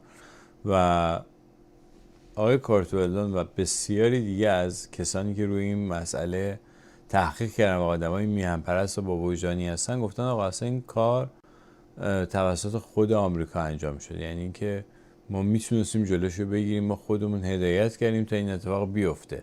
ما خودمون یعنی اون بخش فاسد سرویس‌های امنیتی اینو اجازه دادن که همچین اتفاقی بیفته. برای چی؟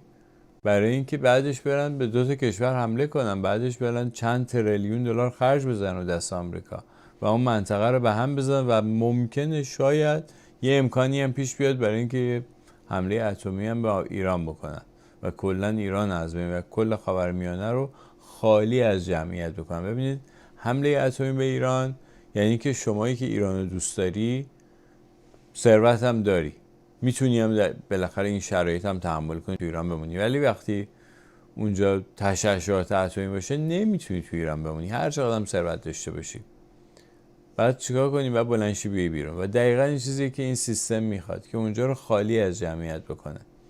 صاحبان واقعی اون ثروت‌های طبیعی مردمی هستن که اونجا هستن و اینجا رو باید خالی کرد. و در ضمن ایران پتانسیل‌های زیادی داره برای اینکه این قدرت‌های بزرگ میترسن. قدرت‌های بزرگ منظور هم دیپ استیت، نه کشورها و مردم‌ها. مردم همه کشورها با هم دوستن، همه مردم دنیا میخوان خوشحال باشن، میخوان در رفاه باشن و در این کره زمین خوشگل ما همه چی هست به اندازه کافی، به اندازه همه مردم دنیا. همه مردم دنیا میتونن با شکم سیر و سرپناه سالم بتونن راحت زندگی، خوشحال زندگی. واقعا میشه همه دنیا با هم خوشحال زندگی کنن. دلیل اینکه الان نمیشه برای اینکه یه سری آدم ابله و خود بزرگبین بیخرد انبارهای گاف صندوق‌هاشون رو پر از طلا کردن، از تمام دنیا دزدن فرو کردن تو اون گاف صندوق‌ها و دلشون خوشه به اینکه مثلا ما تمام ثروت دنیا رو، تمام کمپانی‌ها رو ما داریم کنترل می‌کنیم. برای چی کنترل می‌کنیم؟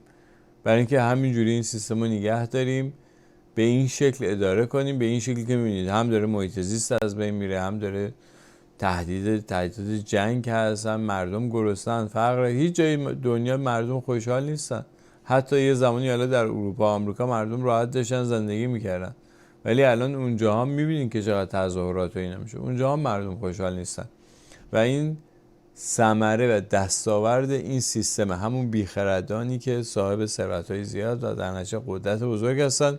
و الان ما شانس آوردیم که حالا به حال یه سری آدم دیگه این طرف قضیه، یه سری آدم، یعنی در حقیقت نبرد آدمای با وجدان و آدمای بی وجدان بی وطنه که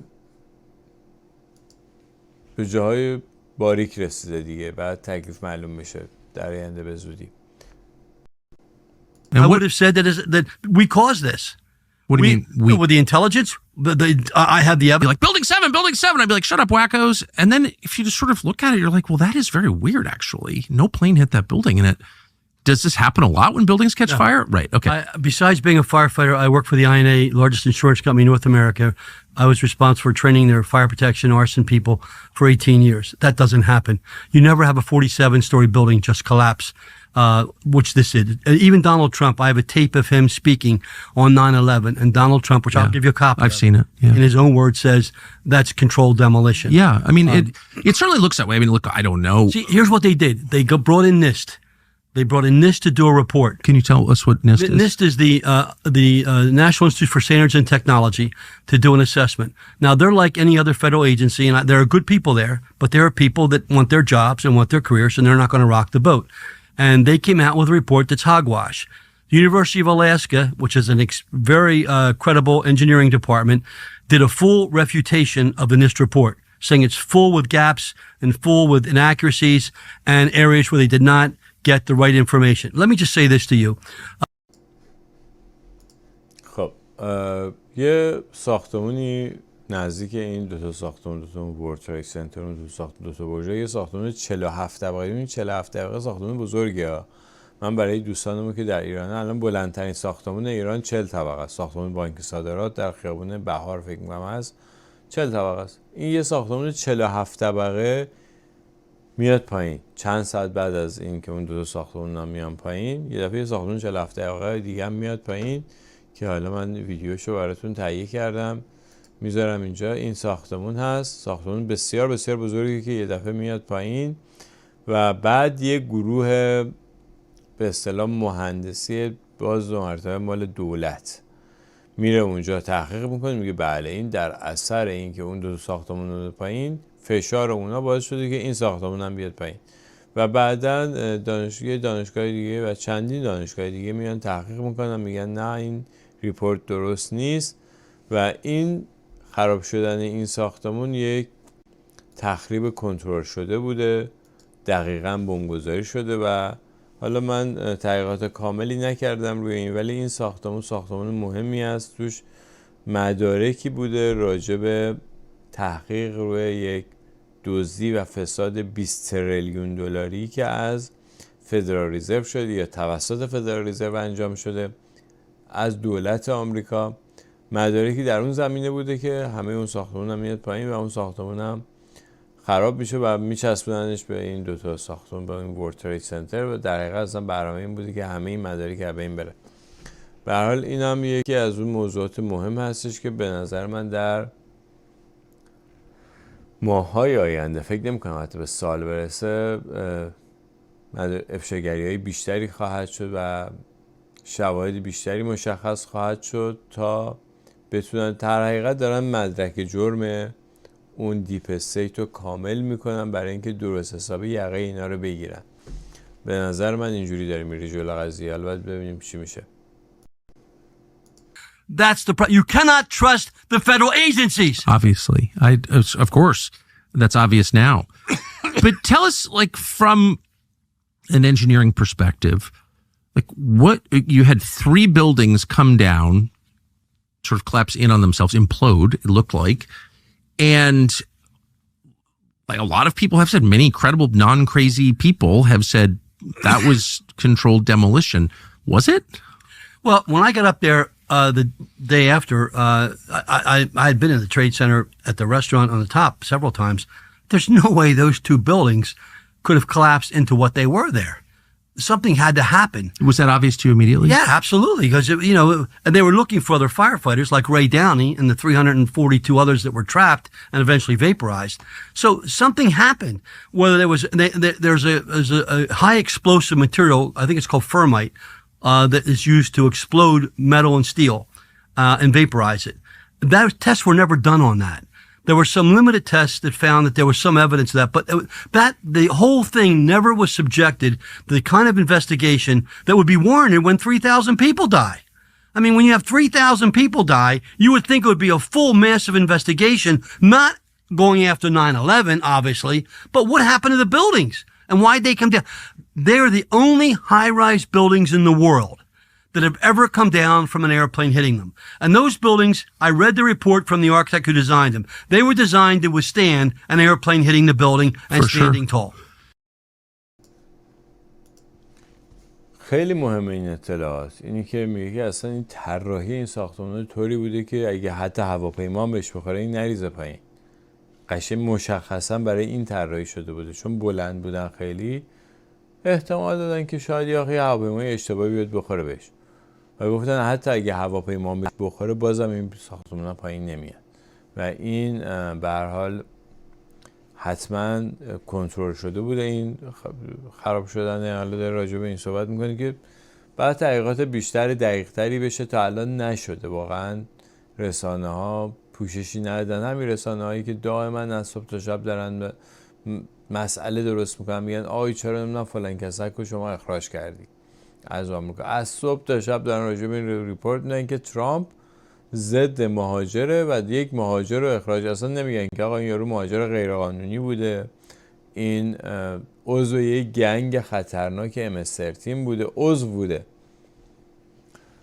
نمیدونم واقعا، یعنی حتی اون خبرنگارا رو من نمیدونم واقعا چجوری تربیت شدن، مثلا چی بهشون دادن خوردن. چرا اینقدر بی وجدان باید بشی؟ چرا اینقدر مخت باید شستشو بشه که اینقدر راحت بیای این همه خبر مهم هست، این همه مسئله هست توی مملکت، اینا رو ول کنی بری بچسبی به این یعنی اون چیزی که از بالا بهت میگن که فقط حمله کنی به این ترامپ. چرا باید حمله بشه؟ به خاطر همین، بخاطر اینکه این چیزا جلو نره. برای اینکه اگه ترامپ رئیس جمهور نباشه همه اینا میخوابه، همه این تحقیقاتی که قرار انجام بشه مسکوت میمونه، همون جوری که مسکوت مونده در طی این سالها. ادامه صحبت‌های آقای کورتلدان رو بشنویم. هم راجع به یک آتش‌نشان خیلی شجاعی صحبت میکنه که در یکی از شاهدی که البته کشته شده ولی خب صداش هست، چون تو بیسیم داشته گزارش میداده که چی داره میبینه. با هم بشنویم اینا.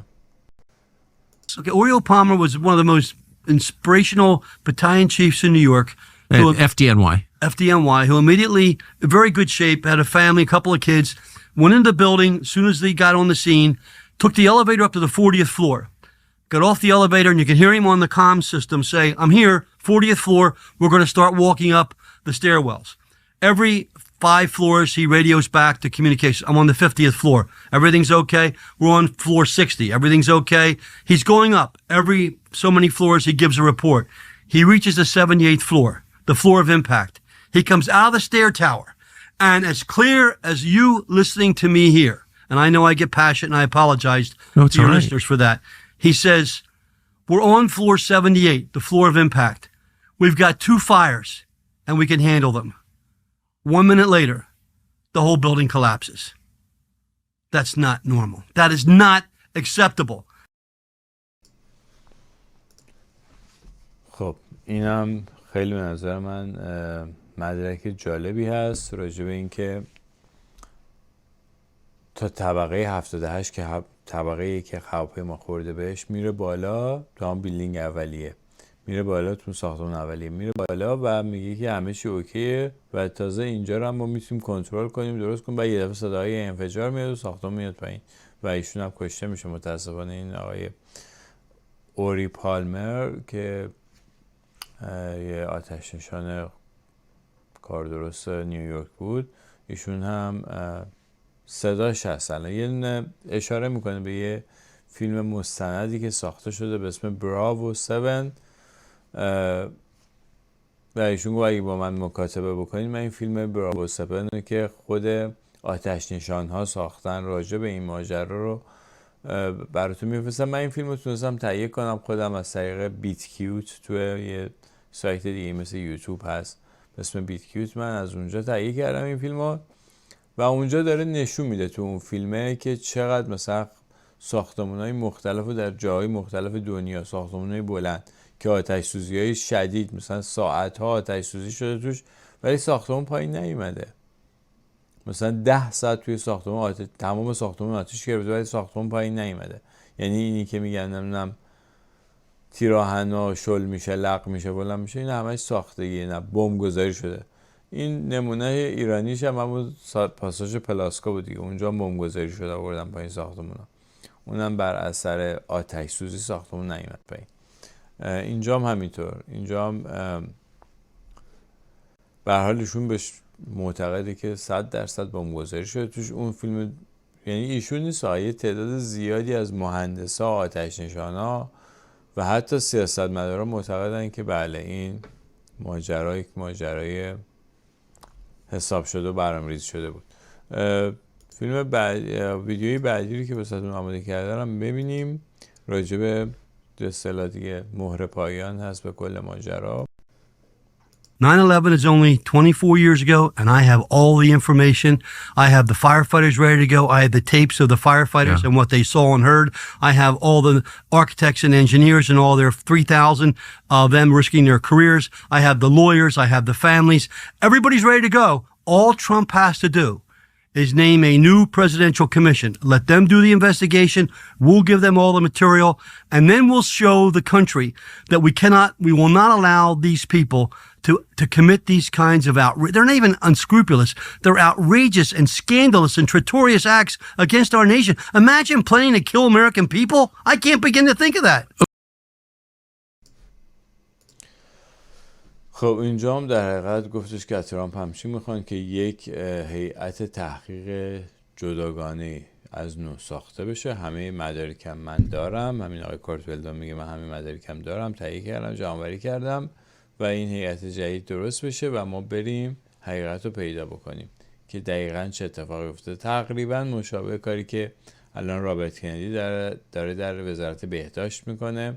این طرف هم اگه بشه به هر حال این به اصطلاح دولت پنهان یا دیپ استیت رو بعد از جهات مختلف تحت فشار گذاشت و دستش رو از قدرت و تصمیم گیری در امور آمریکا و جهان کوتاه کرد و یه ربطی هم به جمهوری اسلامی داره، یعنی اونم یه بخشی از همین پروژه است. و یه بخش دیگه‌ای بود توی این مصاحبه که به قذافی اشاره میکنه، چون یه جورایی به منطقه ما، به حوزه استحفاظی ما مربوط میشه. فکر کردم که اینم بد نیست، اینم جالبه برای ما که بدونیم که و اینا در ضمن زیرنویس شده است.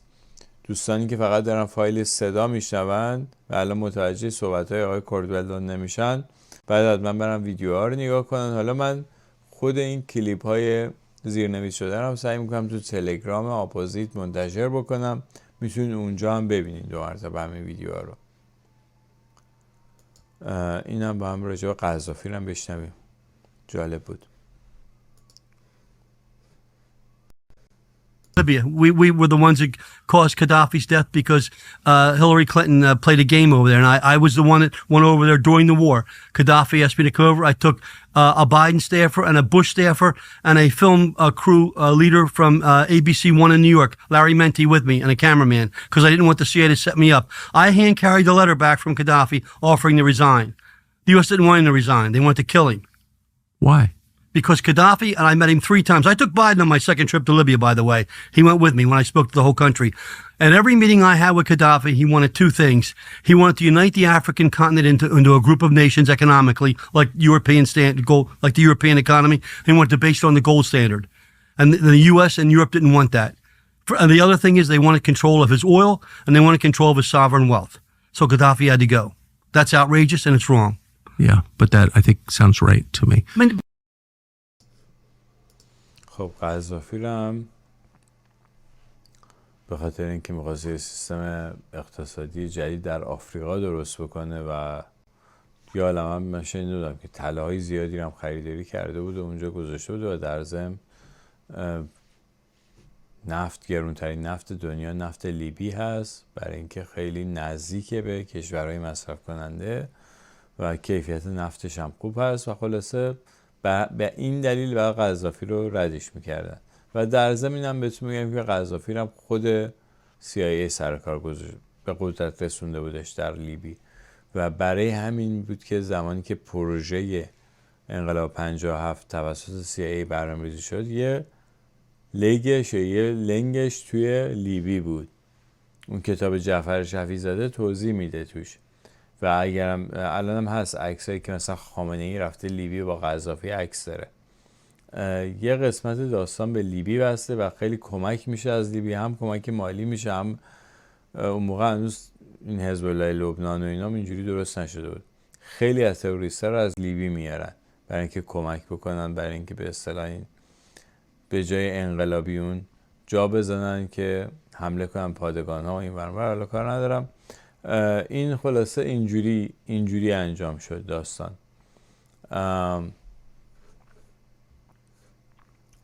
و این ماجرای دیپ استیت هم که این نقاشی ها و این چیزا رو میکشن براش کشیدن دیگه الان واقعا به یه جایی رسیده که غیر قابل انکاره دیگه.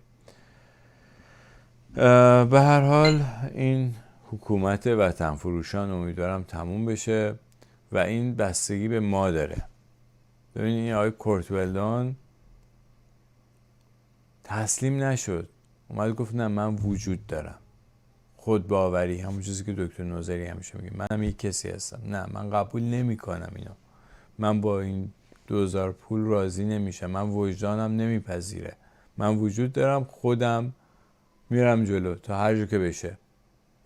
معلوم نبود که ترامپی بیاد سر کار موفق باشه، ممکنه ترامپ تو همون ترور کشته بشه اصلا، ولی این آدما کارشون دارن انجام میدن، یعنی به وجدانشون بدهکار نیستن. اون چیزی که ما هممون باید به خاطر بسپاریم اینه که ما هم اینا رو الگو کنیم. داریم تو ایران خودمونم خیلی آدما هستن، این بچه‌هایی که رفتن جلو گوله‌ها وایسادن، برای آینده کشورشون ایستادن، مثل مجید رضا رهنورد، مثل حمید رضا رویی، مثل نیکا شاکرمی و خیلی دیگه از بچه‌هایی که حالا یکی یکی نمیخوام اسم ببرم. این همه بچه اومدن، این همه جوانها و افراد دیگه، همون کسانی که این اطلاعاتو میدن بیرون، دادن بیرون و هنوز هم دارن میدن بیرون. یعنی من فکر میکنم همین الانم که این مذاکرات در جریانه یه عده‌ای هم داخل هستن که میخوان از شر جمهوری اسلامی خلاص بشن، میخوان جلوی جمهوری اسلامی رو بگیرن و الان اون نیروهای، یعنی اصلا انگیزه اصلی من برای ساخت این برنامه بیشتر از همه برای همین بسیجیان دو عالم و این نیروهای به اصطلاح ارزشی و نیروهای امنیتی که به خاطر کارشون بعد این برنامه رو ببینن، حواسشون باشه که دارن چی کار میکنن.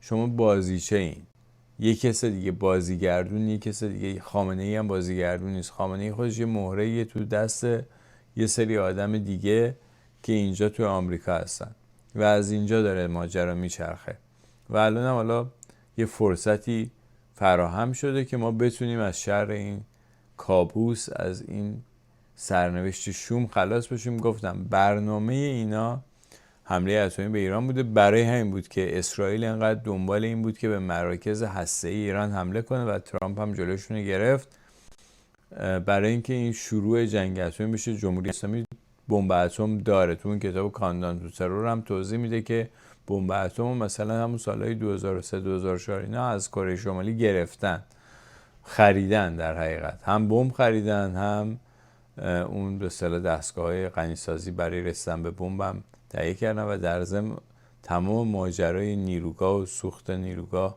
چون سوخت بعد از اینکه تو نیروگاه مصرف میشه بعداً میتونه تبدیل بشه به ماده اولیه بمب اتم، میتونه توی یه سری واکنش‌های دیگه تبدیل بشه به ماده اولیه بمب اتم و برای همینه که اون عراقچی اومد نوشت اونجا که ما می‌خوایم 19 تا راکتور دیگه در ایران داشته باشیم و اینا رو همه رو میسپاریم به آمریکا. وقتی که بسپارن به آمریکا دیگه کسی زیرابی هم نمیتونه بره. تمام برنامه هسته‌ای ایران زیر نظر آمریکا انجام میشه، هم امن‌تره، هم به نفع آمریکایی‌هاست، هم فرصت اقتصادی هست، همین که دیگه خیال همه راحتی که قرار نیست کسی به بمب برسه و اونجا و ایران از یه همچین تهدید خطرناکی سایه‌اش کوتاه میشه از سر ایران، یه همچین سایه، همچین تهدید خطرناکی. به هر حال امیدوارم که این برنامه رو مفید یافته باشید. سپاسگزارم از توجهتون. ببخشید انقدر طولانی شد به نظرم لازم بود. سپاس تا برنامه بعد، بدرود.